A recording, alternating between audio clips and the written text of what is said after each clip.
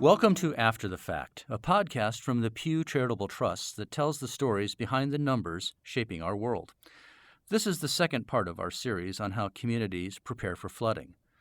You'll recall from our previous episode this data point, $25 billion. That's how much the National Flood Insurance Program is in debt right now. One reason why is that some places keep flooding over and over again and have to be repaired over and over again. Norfolk, Virginia is one place trying to break that cycle. So Pew's Fred Baldassaro went there for a first-hand look. He met with Skip Stiles, who's founded Wetlands Watch, a nonprofit that works to protect communities in Virginia's tidal wetlands. And Skip showed Fred around. We're in a part of Norfolk that's known as Larchmont. It was built out in the 1920s roughly, and it's an older neighborhood that was built on top of a wetland, and things were fine until about the 1990s, and the flooding kept getting worse and worse and worse as sea level rise began to push water higher and higher. It's a very low-lying area, and so a lot of riverside neighborhoods like this, old, built out, and flooding more and more and more. And we were talking about flooding when a storm comes through.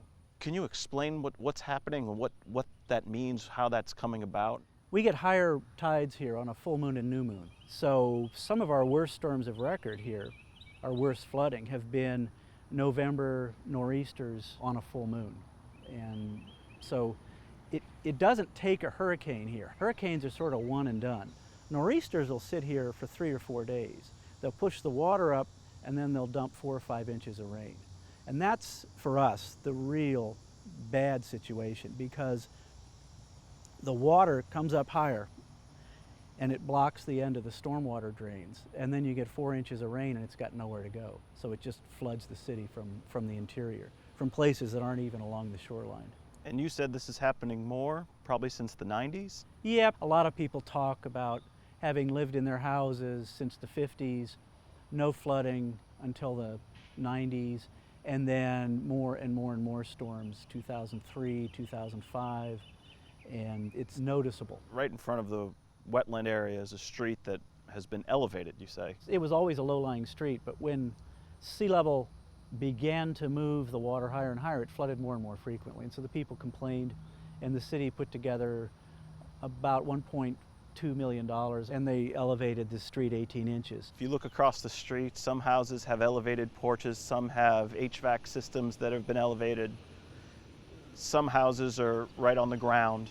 Why is that? What's happening? Why are all these houses sort of different sizes and heights? In this neighborhood, the work to elevate these houses has almost entirely been done through the FEMA post-hazard mitigation program. Essentially, if your house is insured with flood insurance and you get a loss, then you get put on the books. If you get repetitive losses, you're eligible to have your house elevated because FEMA wants to reduce its risk. So that house and that house over there, these two houses together, were raised after Hurricane Irene. The rest of these houses that are down on the ground are probably waiting to be elevated because I can't imagine they haven't seen some flood loss. It's a real piecemeal approach, and it's also extremely inefficient. We did a study a few years ago looking at the number of houses that are waiting to be elevated and the amount of money that comes in from FEMA. And if you're at the end of the line right now in Norfolk, if you're house number 900, you'll wait 188 years before FEMA funding comes in. Here in this area of Norfolk, the federal government has already spent millions of dollars rebuilding this neighborhood. Community development has overtaken the wetlands and has created more problems over time.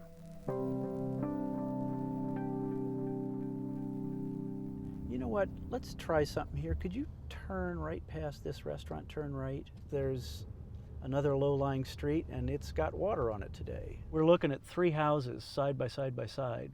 I'm looking at marsh plants in that fella's front yard right there. So the water is coming back. The marsh is starting to reclaim what it was 50, 60 years ago. And these houses, these 3 houses, are sort of a snapshot of what goes on with FEMA. The first house someone bought and knocked down. It was a condemned house, and they built a new house, and you can see it's maybe 5 feet up in the air. So it's perfectly safe. The house next to it is on grade, floods all the time. So if you come down here on one of those days where there's a full moon pulling a tide up onto the lawn, sometimes you'll see sandbags in front of that door. The house next to it is the same house that's been elevated, 10 feet. That was a FEMA elevation job that was done about 5 or 6 years ago. So you, at one point, had 3 identical houses sitting here, all of them low-lying, all of them flooding. So why live here? Because it's beautiful. You get riverside views. It's a nice place to live. There's a Navy base here. There's good employment here. I mean, that's why this area developed, the shipping, the shipbuilding, the tourism at the beach. A lot of our economy is dependent on the shoreline. The problem is, or the challenge is, how do you make them safer, and for how long? And how do you continue to maintain the economy here while you're rebuilding to a higher level? That's the big challenge. Many tools exist to help people like Skip identify potential flooding areas and understand why it happens. New mapping technology can help identify where flooding might occur during high tide or a storm.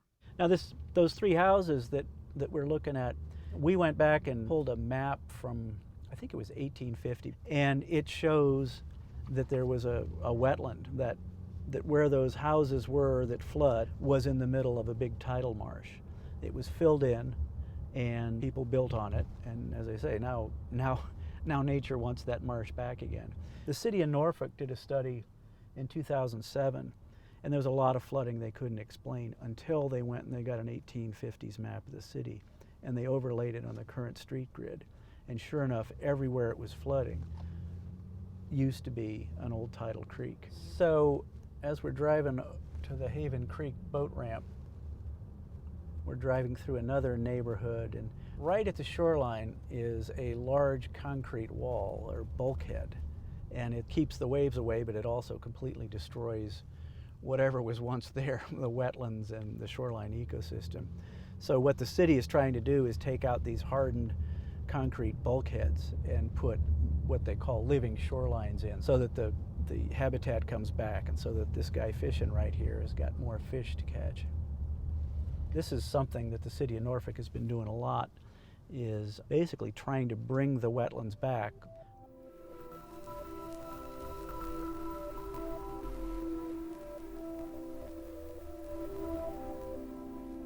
That was Skip Stiles talking with Pew's Fred Baldassaro about Norfolk's efforts to hold back the rising waters. It's just one of many places in the U.S. trying to cope with the increased flooding of recent years. And here's a thought for us to end on. Research shows every dollar those communities spend in preparing for floods will save them $4 in recovery costs. If you like learning about issues that matter, like flooding, and how to protect against it, then we hope you like what you've been hearing here. Write a review on Apple Podcasts or the streaming service where you listen to us. We'd like to know what you think. For the Pew Charitable Trusts, I'm Dan LeDuc, and this is After the Fact.